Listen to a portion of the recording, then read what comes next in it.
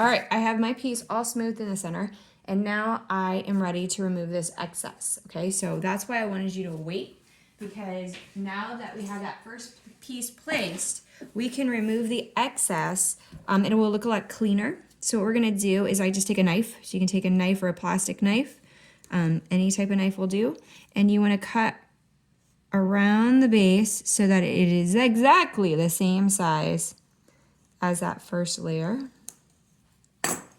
And then you just remove the excess. And you can go with your finger, and this time we're gonna lift up and into that coil we just placed and go all the way around. This will add your base, and your base will be exactly the right size for your piece, and that will make it a lot nicer looking, smooth looking. Okay, so I'm gonna turn it on its side so you can see.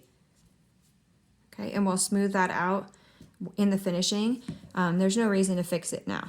Now, the other coils we are not gonna smooth in on the outside because we want it to have a coil look, but we want the base to look really, really solid, okay, because this is gonna hold your whole piece together.